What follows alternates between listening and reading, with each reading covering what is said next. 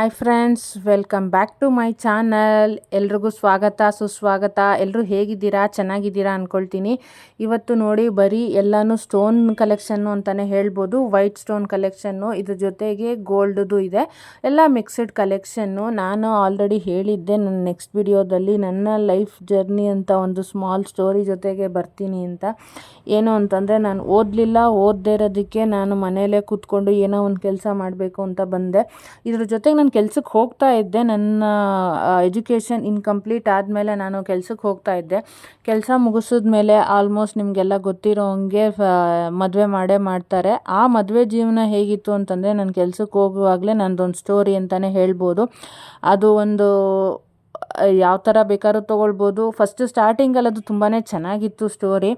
ಏನು ಸ್ಟೋರಿ ಅಂದರೆ love story ಅಂತ ಹೇಳ್ಬೋದು. ಈ ಜ್ಯುವೆಲರಿ ಮುಖಾಂತರ ನಾನು ನನ್ನ ಲೈಫ್ ಜರ್ನಿನ ನಿಮ್ಮ ಹತ್ರ ಶೇರ್ ಮಾಡ್ಕೊಳ್ಳೋದಕ್ಕೆ ಇಷ್ಟಪಡ್ತೀನಿ. ಏನಪ್ಪ ಇವರು ಜ್ಯುವೆಲರಿ ಹಾಕಿ ಈ ಥರ ಲೈಫ್ ಜರ್ನಿ ಬಗ್ಗೆ ಹೇಳ್ತಾ ಇದ್ದಾರೆ ಅಂತ. ಇವಾಗ ನಾನು ಏನು ಜೀವನ ನಡೆಸ್ತಾ ಇದ್ದೀನೋ ಅದನ್ನು ಎಲ್ಲ ಸೇರಿಸಿ ನನ್ನ ಒಂದೊಂದು ನೆಕ್ಸ್ಟ್ ವಿಡಿಯೋದಲ್ಲಿ ನಿಮಗೆ ಇದ್ರ ಬಗ್ಗೆನೇ ಹೇಳೋಕ್ಕೆ ಇಷ್ಟಪಡ್ತೀನಿ. ನಾನು ಓದಿನಲ್ಲಿ ಅರ್ಧ ಕಂಪ್ಲೀಟ್ ಮಾಡಿದೆ. ಕಂಪ್ಲೀಟ್ ಮಾಡಲಿಲ್ಲ ಅಂದರೆ ನಂದು ಬ್ಯಾಕ್ಲಾಗ್ ಉಳ್ಕೊಂತು. ಅದರಿಂದ ಏನಾಯಿತು, ನಾನು ಆಚೆ ಕಡೆ ಕೆಲ್ಸಕ್ಕೆ ಹೋಗೋಕ್ಕೆ ಸ್ಟಾರ್ಟ್ ಮಾಡಿದೆ. ಆ ಕೆಲಸದಿಂದ ಬರೋ ದುಡ್ಡಲ್ಲಿ ಮತ್ತೆ ಓದೋದಕ್ಕೆ ಕಂಟಿನ್ಯೂ ಮಾಡಲಿಲ್ಲ. ಅದನ್ನು ಕಟ್ಕೊಂಡು ಮುಗಿಸ್ಕೊಳ್ಳೂ ಇಲ್ಲ. ಆ ಲೈಫಲ್ಲೇ ನಾನು ಕೆಲ್ಸಕ್ಕೆ ಹೋಗೋ ಲೈಫಲ್ಲೇ ಬರ್ತಾ ಇದ್ದಿದ್ದ ಅಲ್ಪ ಸ್ವಲ್ಪ ಸಂಬಳನ ಮನೆಗೆ ಕೊಟ್ಟು ನನ್ನ ಖರ್ಚು ನೋಡಿಕೊಂಡು ಮಾಮೂಲಿ ಮ್ಯಾನೇಜ್ ಮಾಡ್ಕೊಂಡು ಹೋಗ್ತಾ ಇದ್ದೆ. ಅದಾದಮೇಲೆ ಒಂದು ಲವ್ವು ಅನ್ನೋ ಒಂದು LOVEಗೆ ಬಿದ್ದು, ಅದಾದಮೇಲೆ ಆ ಲವ್ವಲ್ಲಿ ಬಿದ್ದ ಮೇಲೆ ಅಲ್ಲಿ ಜರ್ನಿನ ಜ್ಞಾಪಿಸ್ಕೊಂಡ್ರೆ ಅದು ತುಂಬಾ ವಿಚಿತ್ರವಾಗಿ ಟರ್ನ್ ಆಗಿ ಇವಾಗ ಒಂದು ಲೆವೆಲ್ಗೆ ಬಂದಿದೆ ಅಂತಲೇ ಹೇಳ್ಬೋದು. ಲವ್ವಿಂದ ಮತ್ತು ಮದುವೆ ಆ ಜರ್ನಿನೂ ಹೇಳ್ತೀನಿ ಹೇಗಿದೆ ಅಂತ. ದಯವಿಟ್ಟು ನನ್ನ ಚಾನಲ್ನ ನೋಡ್ತಾ ಇರೋರು ನನ್ನ ಕಲೆಕ್ಷನ್ ಹೇಗಿದೆ ಅಂತ ನಿಮ್ಮ ಒಪಿನಿಯನ್ನ ಕಮೆಂಟ್ ಮೂಲಕ ತಿಳಿಸಿ. ನಿಮ್ಮ ಫ್ಯಾಮಿಲಿ ಫ್ರೆಂಡ್ಸ್ಗೆ ಹೇಳಿ.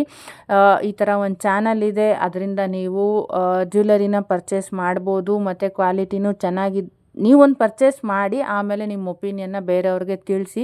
ಮತ್ತು ಹೇಗಿದೆ ಅಂತ, ಅಟ್ಲೀಸ್ಟ್ ಕಲೆಕ್ಷನ್ ಹೇಗಿದೆ ಅಂತ ನಿಮ್ಮ ಒಪಿನಿಯನ್ನ ನನಗೂ ಕಮೆಂಟ್ ಮೂಲಕ ತಿಳಿಸಿ ಅಂತ ಕೇಳ್ಕೊಳ್ತೀನಿ. ತೊಗೊಳಕ್ಕೆ ಇಷ್ಟಪಡೋರು ತೊಗೊಳ್ಳಿ, ಆವಾಗ ನಿಮಗೆ ನಂಬಿಕೆ ಬರುತ್ತೆ. ಇವಾಗಿನಿರೋ ಜ್ಯುವೆಲರಿ ಟ್ರೆಂಡು ಮತ್ತು ಜ್ಯುವೆಲರಿ ರೇಟ್ಗೆ, ಗೋಲ್ಡ್ ರೇಟ್ಗೆ ನಾವು ಇದನ್ನೆಲ್ಲ ಮಾಡಿಸ್ಕೊಳ್ಳೋಕ್ಕೆ ಸಾಧ್ಯನೇ ಇಲ್ಲ. ಆಮೇಲೆ ಮತ್ತು ನಾನು ಲವ್ ಜರ್ನಿ ಹೇಳ್ತೀನಿ ಅಂತ ಹೇಳಿದ್ದೆ. ಅದರಲ್ಲಿ ಏನಾಯಿತು ಅಂತಂದರೆ, ಲವ್ವಲ್ಲಿ ಬಿದ್ದ ಮೇಲೆ ಒಂದು 3 ವರ್ಷ ಹುಡುಗನಿಂದನೇ ಓಡಾಡಿದೆ, ಎಲ್ಲ ಮಾಡಿದೆ. ಅಂದರೆ ಓಡಾಡಿದ್ದೀನಿ, ಆಚೆ ಕಡೆ ಎಲ್ಲ ಓಡಾಡೋದು, ಮನೆ ಮೇಲೆ ಆವಾಗ ಸ್ವಲ್ಪ ಗಮನ ಕಡಿಮೆ ಆಯಿತು. ಮತ್ತು ಇನ್ನೊಂದೇನು ಪ್ರಾಬ್ಲಮ್ ಆಯಿತು ಅಂತಂದರೆ, ಮನೆ ಕಡೆ ಜವಾಬ್ದಾರಿ ತೊಗೋಬೇಕಾಗಿದ್ದು ನಾನೇ ದೊಡ್ಡ ಮಗಳು, ಅದನ್ನು ತೊಗೊಳ್ಳೇ ಇಲ್ಲ. ನನ್ನ ಲೈಫಲ್ಲಿ ಈ ಥರ ನಾನು ತಪ್ಪುಗಳ ಮೇಲೆ ತಪ್ಪುಗಳನ್ನ ಮಾಡಿಕೊಂಡೇ ಹೋದೆ. ಆ ತಪ್ಪುಗಳನ್ನ ಯಾರು ಮತ್ತೆ ಜೀವನದಲ್ಲಿ ಮಾಡೋಕ್ಕೆ ಹೋಗಬೇಡಿ. ಓದು ಅನ್ನುವಾಗ ವಿದ್ಯೆನ ತಲೆಗೆ ಹತ್ತಿಸ್ಕೊಳ್ಳಿಲ್ಲ. ಇಂಥ ಕೆಲಸ ಮಾಡಬೇಡ ಅಂತ ತಂದೆ ತಾಯಿ ಹೇಳಿದಾಗ ಅದ್ರ ಮೇಲೂ ನಾನು ಗಮನ ಕೊಡಲಿಲ್ಲ. ಇಲ್ಲ, ನಾನಿರೋದೇ ಹೀಗೆ ಅನ್ನೋ ದರ್ಪದಲ್ಲಿ, ಅಹಂಕಾರದಲ್ಲಿ ಇದ್ದಿದ್ದ ಏಜಲ್ಲಿ ನಾನು ಅದನ್ನು ಹಾಗೆ ಮುಂದುವರ್ಸ್ಕೊಂಡು ಹೋದೆ.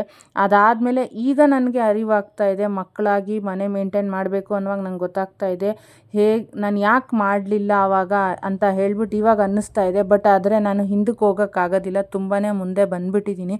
ಈಗ ಆಲ್ಮೋಸ್ಟ್ ನನಗೆ ಆಲ್ರೆಡಿ 40 ವರ್ಷವೂ ಆಗೋಗಿದೆ. ಯಾವುದೇ ರೀತಿ ಹಿಂದಕ್ಕೆ ಹೋಗೋಕ್ಕಾಗಲ್ಲ. ಮತ್ತು ನಾನು ಓದಿ ಮುಂದೆ ವರಿತೀನಿ ಅನ್ನೋದಕ್ಕೂ ತುಂಬಾ ಕಷ್ಟ ಇದೆ. ಆ ಕಷ್ಟದಿಂದನೇ ಈ ಜೀವನನ ಮಾಡ್ಕೊಂಡು ಬಂದುಬಿಟ್ಟಿದ್ದೀನಿ. ಅದಕ್ಕೆ ಹೇಳೋದು, ಹೆತ್ತ ತಂದೆ ತಾಯಿಗೆ ಮರ್ಯಾದೆ ಕೊಟ್ಟು ಅವ್ರು ಏನು ಹೇಳ್ತಾರೋ ಅದನ್ನು ಕೇಳಬೇಕು ಅಂತ ನನ್ನ ಈ ಒಂದು ವಾರದ ವಿಡಿಯೋದಲ್ಲೂ ಹೇಳಿದ್ದೀನಿ.